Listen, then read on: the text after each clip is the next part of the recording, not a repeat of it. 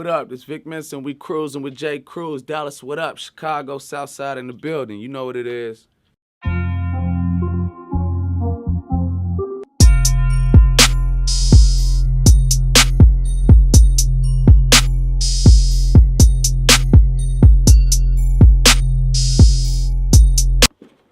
So look, I thought this was kind of funny. Copy a cigarette. See, look, man. And what you said she smoked what though? In the song, I think you said smoked 27. 20, yeah, these are the 72s. See, look, that's invert. The invert. But I'm driving, bro. I think I got something for him. Bow. Right here, I was over here looking dead at some cigarettes. I'm like, oh man, hold on, man. Coffee and cigarettes. I've been over here trying to not smoke. Oh, Recently. you know what? And I'm sorry about that, my dog. Put that shit away. I was eyeing them shits. Yeah, no, it's all good. I got self-control. You don't have to cool, put them you away. I'm just trying to help, bro. I've tried several times to quit, man. This shit's one of the hardest things. I tell people all the time, we talk about all these drugs. Nicotine is a hell of a drug. Nicotine is a real drug, man. A hell of a drug, bro. Like, there's, it kills people. Yeah, for sure.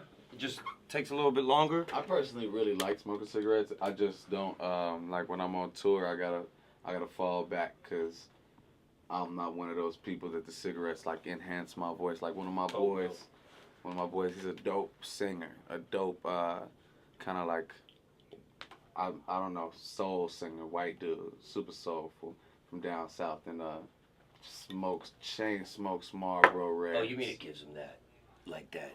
But it doesn't though. He has insane range and control and tone and everything. Yeah. I mean, when I was making my album, I was chain smoking like a motherfucker. It's fine for the studio, but for the live performance, it's just like, for me, it's not even sustainable. No, for sure. And I grew up in Pittsburgh. Me and my brother used to rap for years. Like we came up in the era of Wiz Khalifa and Mac.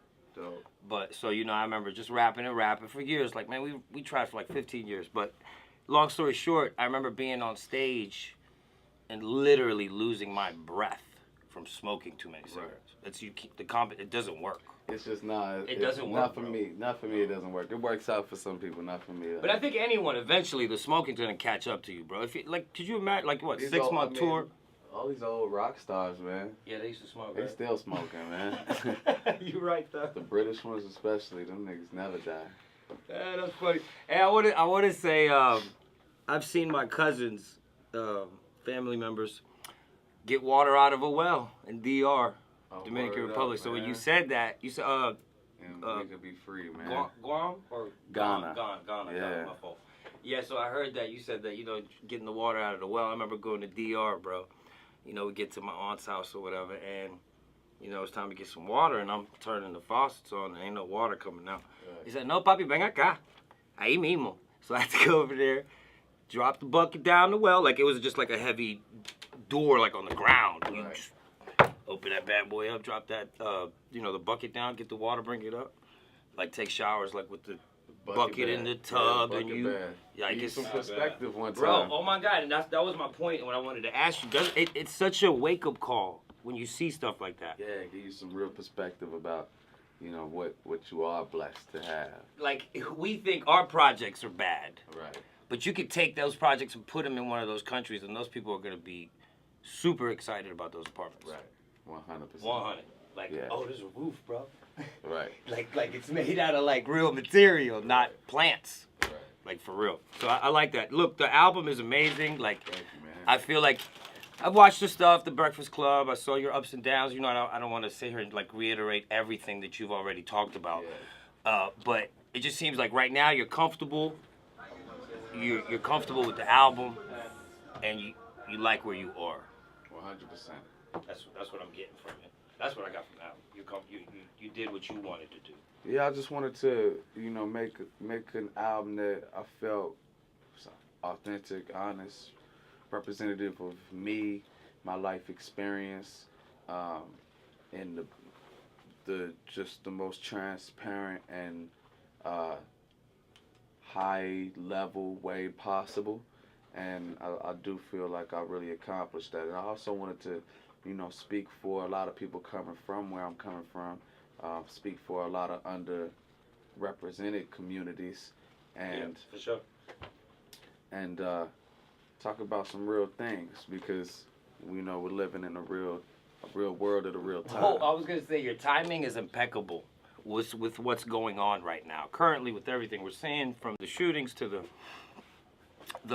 floods, all the catastrophic things that are going on around us.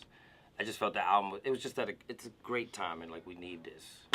Well, It's not all hoes, drugs. Right. And Yeah, I was saying earlier, man, when I was driving over here, I remember they tore Obama's pastor, Jeremiah Wright. They tore him to pieces, and Obama by proxy, because of some comments he made about America's chickens coming home to roost, which were really just reiterations of some comments Malcolm X made in the 60s. Right. And I mean, it couldn't be more true that the West in general, the ills of the West, the chickens are really coming home to roost, and the lack of regulation, and just watching the way that things are unfolding and how chaotic it is and how scared everybody is. This is really the consequences of just the leadership and the direction that our society has been going in. Yo, where do you feel like all this comes from you? Because you're not just your basic rapper, bro. Like, you really dig deep and really think about this stuff. Like, do you feel like I mean, you campaigned for Bernie, right? Well, I didn't campaign much. I was more so campaigning for voting. Okay. That's what I was like doing. Yeah, I was campaign. like I wasn't even telling people who to vote for, because one of my main things in the whole voting campaign, so I did an EP, and you could get it for free by registering to vote. I got you. Or pledging to vote. Yeah, I kind of caught a little. Yeah, but that's the gist of it. That's the gist of it. And so, but one of the main ideas in there was voting local. And the idea was never even tell people who to vote for. It was kind of more like make an educated decision, but vote local, because that's how you can really change impact where you live, the things that are happening where you live. Because you got to recognize, like, it's not that we live in an actual democracy. Like, in a real democracy, everybody's vote counts. But electoral changes all that. The Electoral College, that was created when these were slave-owning states that we sit in right now, and they for had less informed people, and they had a lot of slaves in them. Yeah. More slaves sometimes than than slave owners. They wanted to still have as much representation, the owners, that is. And so we're still dictated by those rules. It's not a real democracy. So I was saying vote locally, because those are the people that will be able to influence policy where you live. Those are the people that can get things done, that influence the gun laws where you live, and that's what I feel is majorly important. We just had to, since you brought up the gun laws real quick, I did want to bring this up, just because I do want to pick your brain on some real topics, because it's crazy. Like, we could sit here and talk about some real stuff. The shooting happened in Texas a couple days ago, and I hear the argument on both sides. I really try not to get into it, because I understand people wanting to have guns. Right. And I can understand people saying it needs to be more controlled and not easy to get. Yeah. I grew up in a place where guns were easy to get, and nobody worried about paperwork or nothing. But me too. Do you have do you pick a side on that argument? 100%. So I feel that, first of all, it's just blatantly obvious that gun control is necessary. And what is happening right now doesn't work out for us. And what I think is most tragic about it is that Americans have been duped, manipulated, hoodwinked into believing that what's ultimately destroying them is equivalent to their freedom. And what's really happening is that these gun companies, the Smith & Wessons and the Berettas and the Rugers, Right. all through the NRA, are profiting massively off of all of these mass shootings. Every time there's a mass shooting, everybody gets more scared. It's more fear-mongering. gun prices, gun Oh, not sales. to cut you off. When Obama was president, gun sales were the highest they were because people were scared. And all of that is skyrocketing every time there's a mass shooting or, when Obama's in office. And they've used this campaign of manipulation to convince people that these AR-15s and these assault rifles are their constitutional right and they need them to defend their family. I mean, and it's all revisionist history, which I think is a major pillar and cornerstone of just American society, because even in America, AR-15s were banned from like 94 to, Semi-automatic ones were banned? Yes. Period. Okay, right. You couldn't, they were banned. Right. Like even in America. No, we don't got that. Like, very recently, they were banned in America. And people say gun control doesn't work. You look at Australia, Australia had a mass shooting in like 96. And they banned semi-automatic and automatic weapons, destroyed a lot of civilian weapons, instituted a mandatory, 28-day waiting period, all types of background checks, and had zero mass shootings since. It's not necessary for us to die like this. And then people try to, and then one facet of the argument on the side supporting, the ownership of ARs and all these things is that they say, they need them to defend from a tyrannical government. I've heard that argument. That's kind of like the main one, and you are not defending yourself from the United States government under any circumstances with an AR-15. It's not happening. It will never happen. It's a completely asinine argument, and I think people should just give it up because it's just not real. You know I think it's silly that people say that's the fear that the government had this great line is going to come in and a long time ago. He said, while you rant and raving about gats, nigga, they made them gats. They got some shit that'll blow out our backs from where they stay at. Don't play yourself. Don't play yourself thinking that you're gonna defend yourself from a tyrannical government with an AR. You know what I'm saying? And I'm not even saying people shouldn't have the right to bear arms. I'm a gun owner myself. Right. I'm just saying that this unlimited freedom to just own any type of weapon. They didn't even ban the bump stock. The button stock that transforms a semi-auto into a fully auto that they use in Vegas. Because somebody that I respect a lot that I there was a video on YouTube of how you could do it. Like a guy was showing you how you could take the semi and made it young. Vegas. Somebody I respect a lot and who I follow and I'm very inspired by on Instagram, Killer Mike.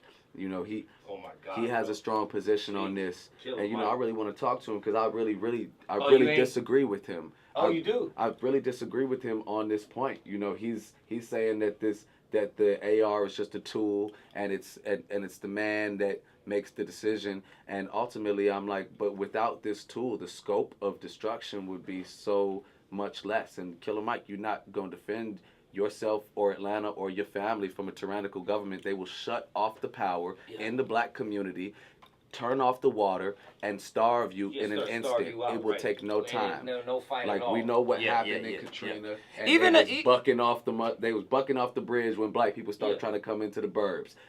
It's not happening, Killer Mike. You're not defending yourself from a tyrannical government. I think you and him would have a great conversation. I would love to. Because Killer Mike is I got to meet him. He's light years ahead. Remember how you said, with Jay and them, you kind of got onto him 10 years into their career? I kind of got on Mike late. But after I got on Mike, and then he came here a couple years ago, and I got to sit down and just chop it up with the man, and I was just, so taken away. I was like, wow, what a thinker. You know what I'm saying? He's light years ahead of the game.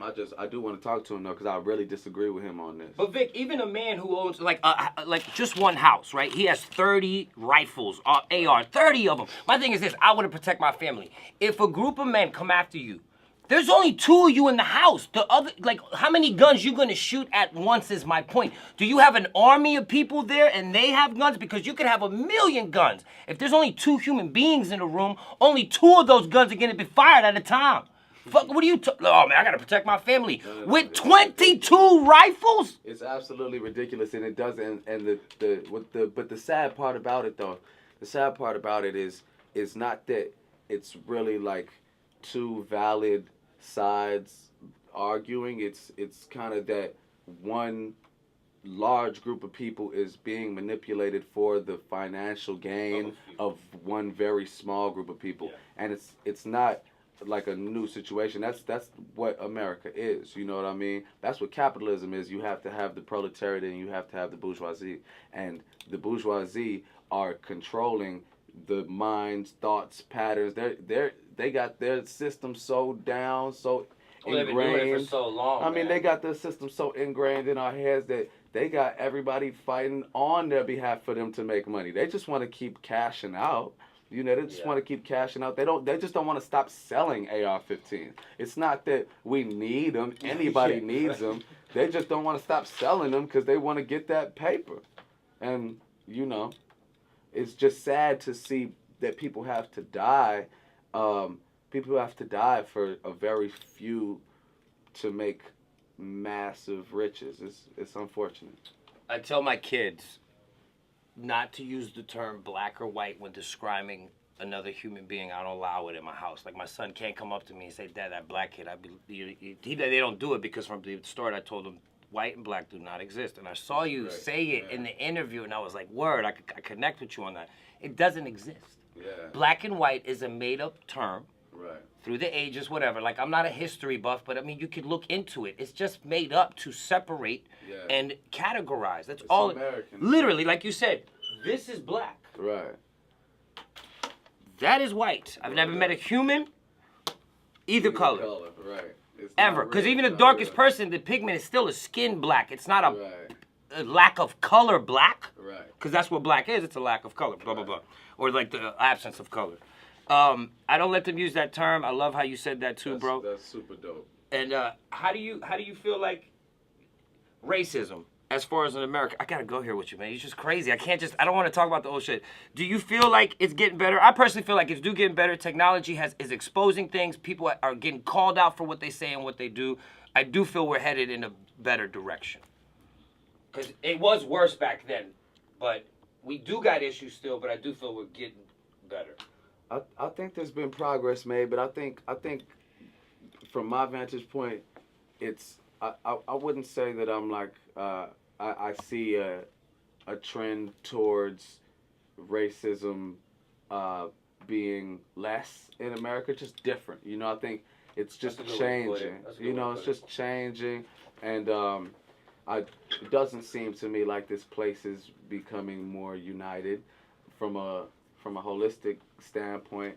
You know, I mean, I did grow up with a lot of white people. I grew up with a lot of white people. I grew up with a lot of Latinos, and like, you know, but in brotherhood, you know, like. Oh yeah, for sure, like right. White people and you Latinos. Yourself could be many things. Off your look, you could be tons of things. I got you. Yeah. I grew up with a lot of different races in brotherhood, like, you know, people that'll probably take a bullet for each other, but overall, you know, when I look at you know, the makeup of America, integration didn't happen. You know, there were all these major things in Brown versus the Board of Education, and you know, the guys in Texas, they were like standing in front of the doors, not trying to let the black kids in. I mean, well, black schools are still all black. White schools are still all white. For the majority of all schools, they're still segregated. Sure. Neighborhoods are still segregated. Sure. People live in the neighborhoods with their own race. And, you know, today, you got more black men in mass incarceration than you did in slavery chains when slavery was abolished. So I don't think that, I don't really think it's better. For another I don't think it's better. I just think that it's far more veiled, and it's more colorblind in its language. You know what I'm saying? It's like racism, the texture of it has changed. It was very jagged and abrasive before. It's way more smooth. It's pretty. It's presented like way nicer. Yeah, it's like it's plastic. It's fake, it's got a label on it. You know what I'm saying? And it looks packaged good. pretty. It makes it makes sense. It's easy to digest racism these days. It's and like, that's how why, dare you call them that in public? Right, that's why people are bugging out. But I agree with you though. I agree with you that like people being exposed in the way that they are, I think that's good for all of us, you know, because right. With technology, it's helped put it out there. We gotta be face you, the issue. Right? Yeah. Tell me who you really are. 100%. Don't front. Yeah. And listen, I know you're human, and you're 18. You grew up in a racist home. These are things that were embedded in you. Like, I'm not saying you're a bad person. Right. I'm just saying what you were taught is wrong. Yeah, we gotta face the issue. That's a real thing. And so I do think that in a lot of ways, Donald Trump being elected was good for people.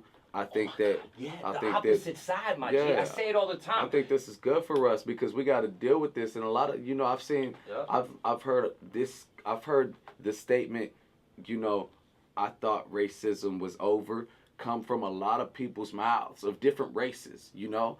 Like, I've heard that said by black people in exasperation. No, for sure. I've heard that said by white, brown people. You know, I've heard everybody say that they kind of thought racism was done. Right. And it just shows how short-sighted that was, because you won't ever have America without racism. America doesn't exist without racism. And other countries too. Let's not get it. You go to Australia has racism. Haiti and Dominican Republic. Like you got that were founded on the blood and the backs of black and brown people will never exist without racism. That doesn't mean that we need to accept it and we don't need to keep that we don't need to keep taking every action in our power to have our own liberation and to have our dignity, but you know, to just think that it's gonna disappear, you know, is not reality. It's just not. It's not. All right. Appreciate all that. Let's talk music for a second. Cool. I like the album. Love the album. Thank you, man. You already set for this next project? You already thinking about it a little bit? Yeah, because I know you kind of have to, right? Like, I'm definitely thinking about it. Look. Do you feel like, I know, you know, I read about the issues and shit. Do you feel like, at what point do you feel like your music, because I remember you saying you're performing in Germany and you're feeling like what you're spitting wasn't representing the real you. And my God, bro, when I was a rapper in Pittsburgh at first, the music me and my brother used to make was so authentic and pure. And then I got a job in radio and I wanted to get on the radio. And my music, I'm going home telling my brother, we got to switch this up. We can't just keep, you know what I'm saying? Like, what we did at our core, I tarnished with this radio mentality. Man, we got to make a hit, bro. We got to make a hit, man. Forget all that. We can't just be spitting lyrics all day. We got to make a hit. So the music changed. Right. And even to this day, I'll go back and I listen to it. And the original music, it's just, it gives me chills. And then the try to get a radio hit music, it just, I listen to it and I'm like, that's just me trying to be something else. Right. Do you feel like you went through that? Yeah, I think I went through some of that, man. And you know, I think that's the maybe pitfalls are just a part of being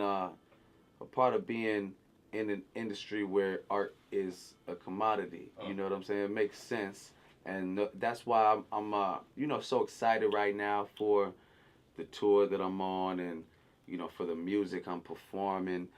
Every time I perform it, because it's coming straight from the heart. Like, I really I believe in it, and every word I'm saying means a lot to me. You know what I'm saying? And I feel that as I perform this every night, I feel like when I'm getting off the stage, the things people are saying to me, they can feel it too. You know? Oh yeah. The impression you leave is different. They can feel that it's authentic. For sure. They can feel that this is something really real. This is something way different from the norm these days, you know, because that's like, honesty is not a part of hip hop right now.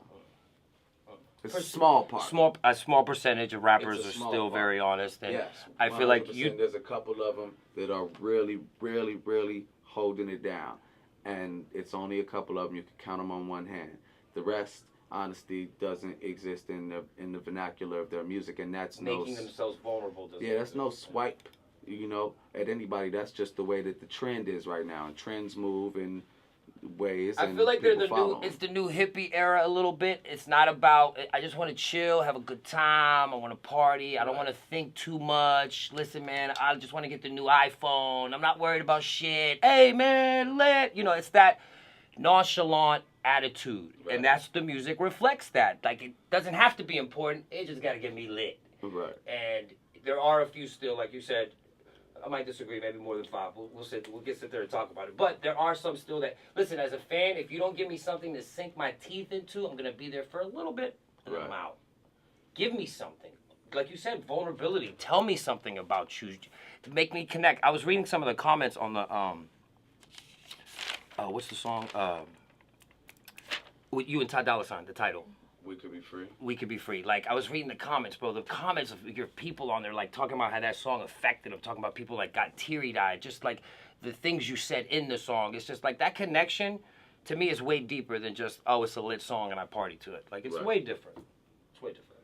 Yeah, that song is really dope to perform. I actually just shot a video for that in L.A. yesterday. We were shooting the video. Video's going to be super crazy. Do you have any videos for the new album yet? There's one video for Rolling Like a Stoner that's out I saw that one. That I directed. The We Could Be Free video. Oh, you directed that? Yeah. We Could Be Free video is on the way, and that it's crazy. Yeah, no, the song's amazing. It's like, just the comments that I was reading is like people, it really connected with people. Like, people were pouring themselves out. Is it your favorite song on the album? No, my favorite song on the album is called Home Wrecker. Yeah, it's a good story. Like Angela Yee said, Ange, the Biggie, the storytelling. It was really well, like, done, the whole thing. Like, you painted the picture very well.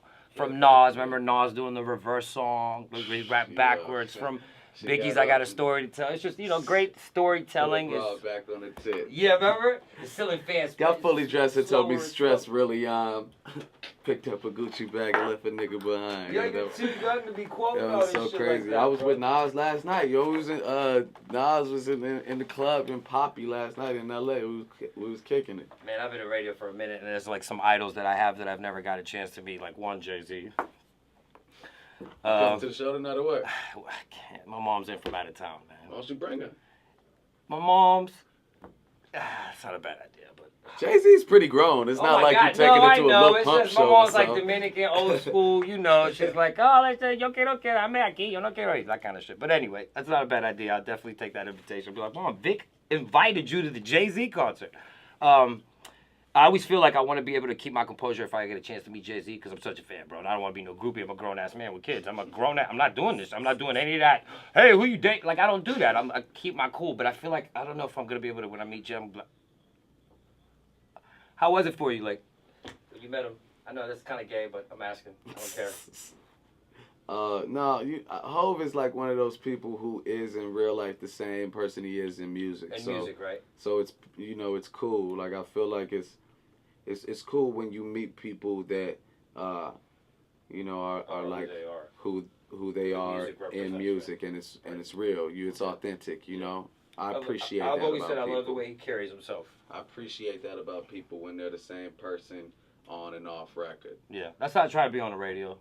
Just always be me. Like I always say, artists too, when I give them advice, man, be you getting into the game. Because every time that's on, you could just be you.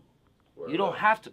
Man, that dude's kind of soft. Okay, that's your opinion. My mannerism might kind of soft to you. I'm not going to change because this thing's on too much for me to try to put on some persona. I'm not going to do it.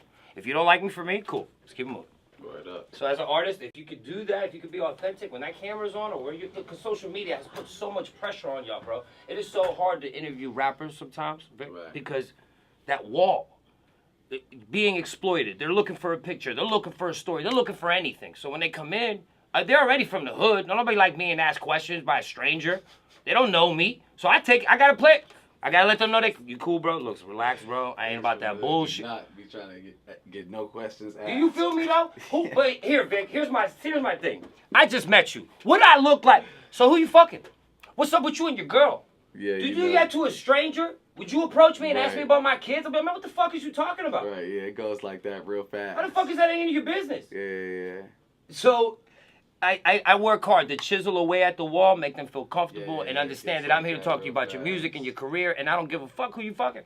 Yeah, that shit is pretty funny. Yes, it is. It's tough, though, bro. You gotta watch. Like, this camera's, they're waiting for you to trip. Like, a trip. Viral video. Vic Mensa tripping. Right, boom, boom, boom, boom, boom. Right, falls down the stairs. Right, anything. Oh, you caught picking your nose. Boom, it's viral. Vic Mensa picking his nose. Like, Is that hard? That's got to be hard, bro. I said if I see any more success in radio, I'm looking forward to it. But I know, like, even being on Charlemagne or, let's say, Envy's level or just, you know, from Wendy Williams, like, the more famous you get, the more you have to sacrifice. I got love for Charlemagne, man. You know, I think a lot of people misunderstand Charlemagne.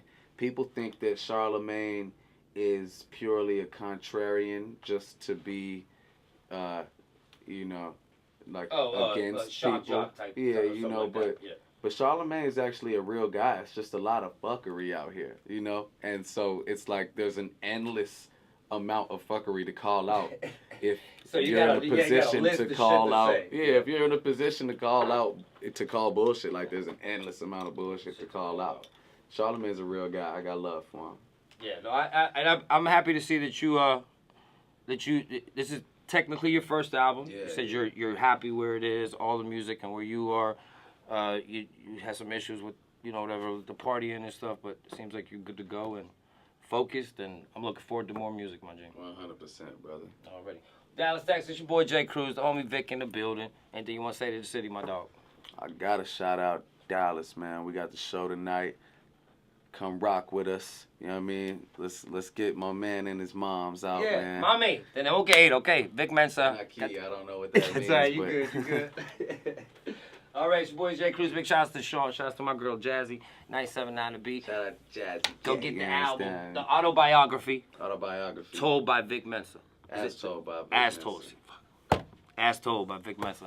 I'm a fan. You need to be a fan. We cruising. 97.9. Let's go.